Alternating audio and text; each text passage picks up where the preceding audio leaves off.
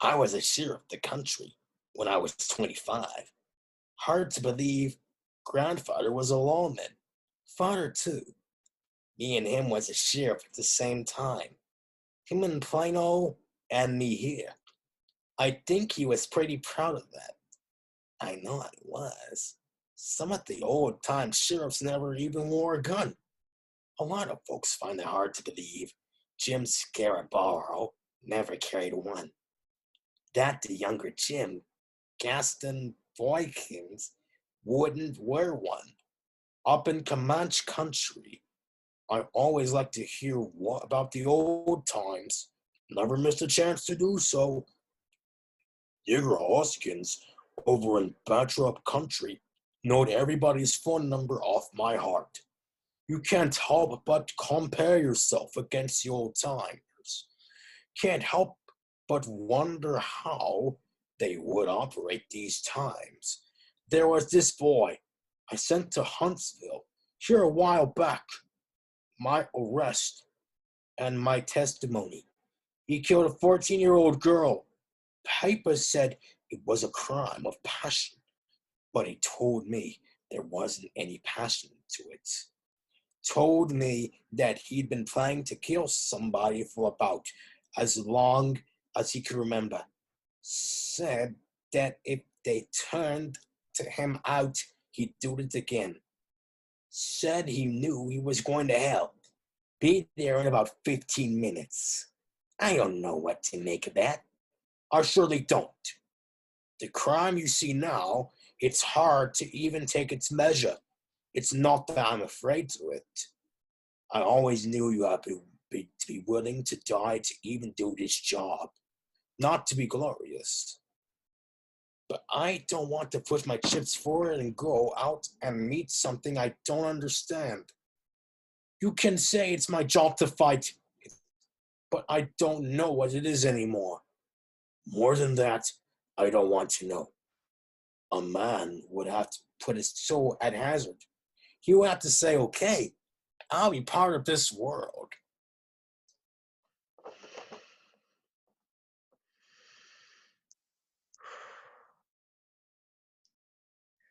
Oh, but there is. It colorfully details the sham that is organized religion. The walrus, with its good and good nature, obviously refers to either Buddha or with his tusks, Lord Ganesha. This takes care of the Eastern religions. The carpenter is an obvious reference to Jesus Christ, who was purportedly raised the son of a carpenter. He represents the Western religions. And in the poem, what do? They dupe all the oysters into following them. Then, the oysters' collective guard is down. The walrus and the carpenter shuck and devour the helpless creatures en masse. I don't know what that says to you, but to me, it says that following faiths based on these mythological figures ensures the destruction of one's inner being. Organized religion destroys who we are, or we can be, by inhibiting our actions and decisions out of fear of an intangible parent figure who shakes a finger at us from thousands of years ago and says, no, no. Believe this for the unenlightened. Poverty is for the gullible. It's another way the church is trying to control you. Now you take that money you've been collecting for your parish reconstruction and go get yourself a nice piece of ass. You deserve it. First off, a lion swimming in the ocean. Lions don't like water. If you place it near a river or some sort of fresh water source, that makes sense.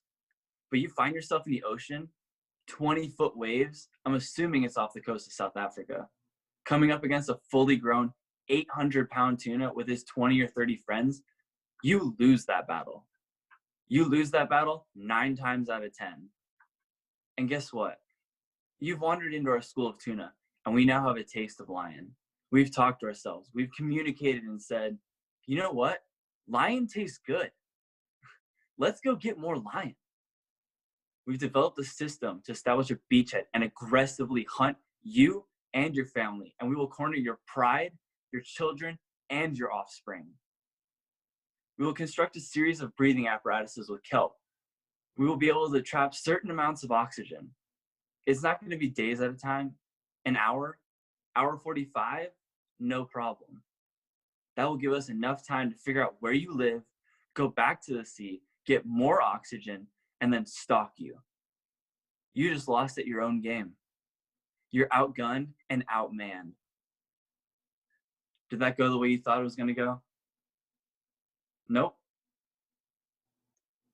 All right then, let's see. Willie Jay was over, and it was after we were just standing around on the back porch playing with the dog. Well, suddenly Zachary comes from around the side of the house, and he startled me because he's supposed to be away at the office, and there he is coming around the side of the house. Anyway, he says to Willie Jay, "Hey boy, what are you doing back here?" And I said, "He's not doing anything. You just go on home now, Willie Jay. You just run right on home."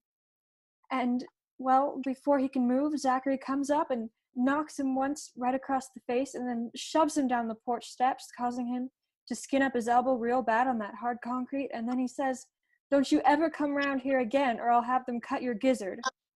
Well, Willie Jay starts crying. These tears come streaming down his face, and then he gets up real quick and runs away with the dog following off after him. After that, I don't remember too much clearly. Let's see. I went on into the living room, and I went right up to the Davenport and opened the drawer where we keep the burglar gun. I took it out. Then I brought it up to my ear. That's right, I put it right inside my ear. Why, I was going to shoot off my own head. That's what I was going to do. Then I heard the back door slamming, and suddenly, for some reason, I thought about Mama, how she'd hung herself. And here I was about ready to shoot myself. Then I realized, that's right when I realized how I didn't want to kill myself.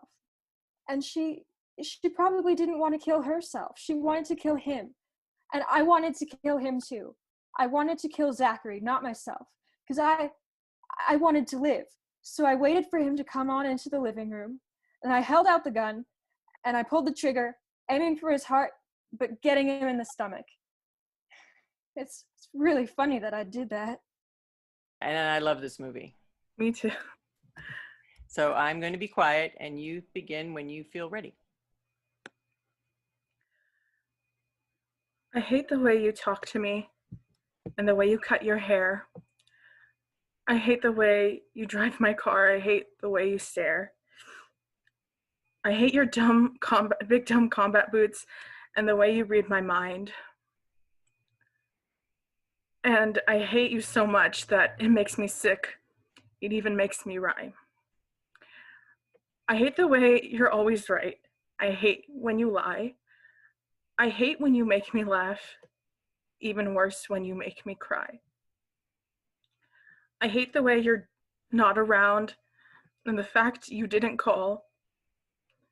But mostly I hate the way I don't hate you. Not even close. Not even a little bit, not even at all. I don't have to tell you things are bad. Everybody knows things are bad. It's a depression. Everybody's out of work or scared of losing their job. The dollar buys a nickel's worth. Banks are going bust. Shopkeepers keep a gun under the counter. Punks are running wild in the street, and there's nobody anywhere who seems to know what to do. And there's no end to it. We know the air is unfit to breathe, and our food is practically unfit to eat. And we sit watching our TVs while some local newscaster tells us today that we've had 15 homicides and 63 violent crimes, as if that's the way it's supposed to be. We know things are bad. Worse than bad. They're crazy. It's like everything, everywhere is going crazy. So we don't go out anymore. We sit in the house, and slowly the world we're living in is getting smaller. And and all we say is, please, at least leave us alone in our living rooms. Let me have my toaster and my TV and my steel-belted radios, and I won't say anything. Just leave us alone. Well, I am not going to leave you alone. I want you to get mad. I don't want you to protest. I do not want you to riot. I don't want you to write to your congressman because, frankly, I wouldn't know what to tell you what to write. I don't know about the depression and the inflation and the Russians and the crime in the street. It's all I know is that first you've got to get mad. You've got to say, I'm a human being, god damn it. My life has value.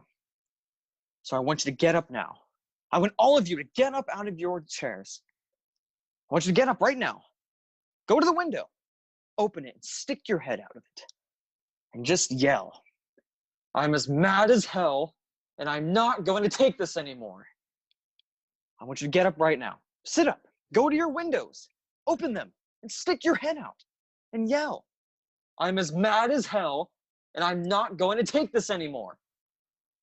Things have got to change. We know that. But first you've got to get mad. You've got to say, I'm as mad as hell, and I'm not going to take this anymore.